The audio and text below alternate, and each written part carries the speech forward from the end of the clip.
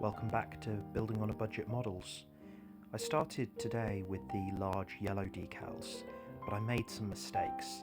I'm going to show you what I did, what I would do differently next time, and how I tried to rectify it.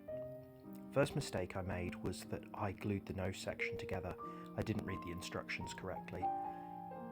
The underside of the nose is a very difficult shape, and even though the decals don't interact with any of the suspension, it's a very awkward shape for the decal to adhere to, even with some softening solution.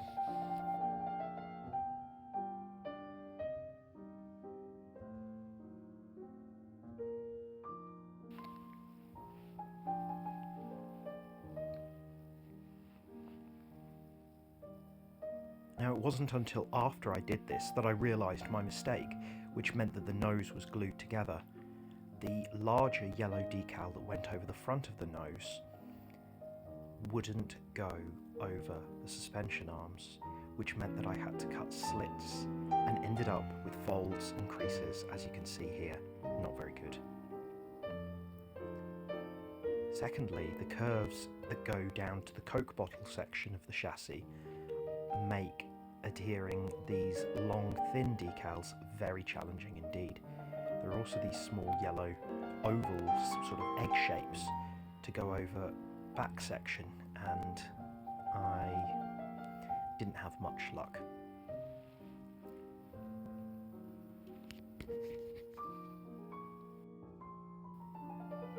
If I was building this again, I would definitely have painted these egg-shaped parts instead of using the decals. They just didn't want to adhere properly. I possibly would have just photocopied the yellow decals and created masks with them instead, as I'd seen one person do online. I do think it's possible to get a good result with them, but they need a lot of time and patience. I'll show you in a moment. There's a lot of wrinkles and creases and gaps.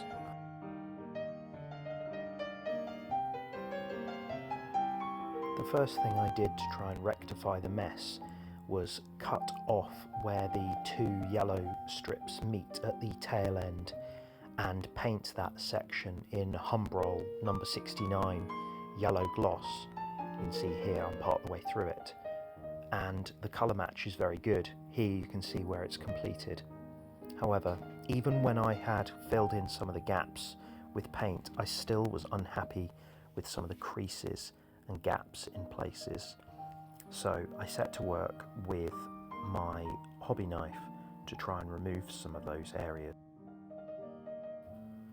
As you can see here, the underside still has lots of creases, so I chose to take this part out completely and to remove the decals. As I'd used super glue, I needed to be very, very careful as to not ruin any of the paint or break any of the parts.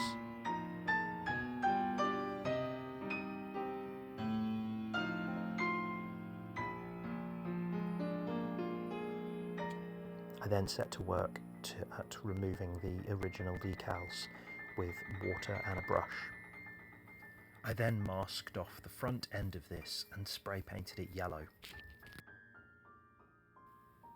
Here I was cutting away some of the folds, which I would then paint over.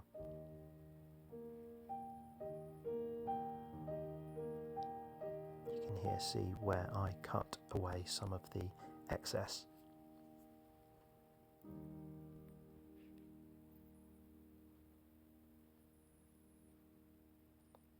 While some of the paint was drying, I worked on the wheels. I had sprayed the wheel hubs in semi-gloss black, and the moulding on the tyres themselves was very good. Didn't need to remove any excess. It's important to fit the wheels before you apply the decals to the tyres, as sometimes you can remove them inadvertently when fitting the wheel.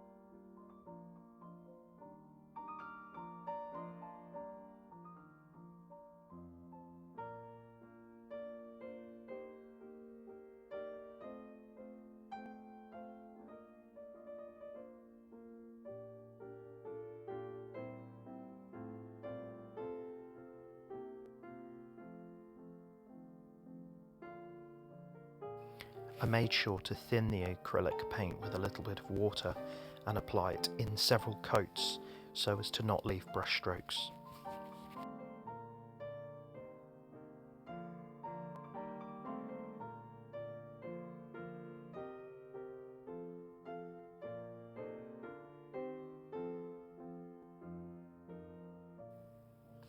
When I was sure that the tyre decals had set, I then applied the other set of Michelin logos on the reverse.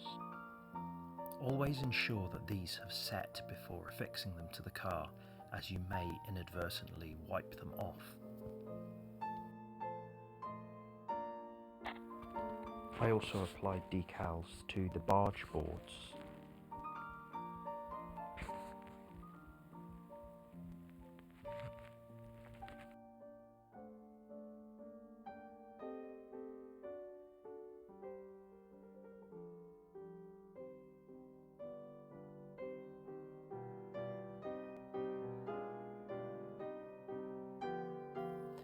And when it was all finished, I think I'd managed to rescue some of the mistakes I'd made, but I hope that you don't make these should you make this car yourself. Thanks for watching today. Please like, share and subscribe, and I'll see you soon.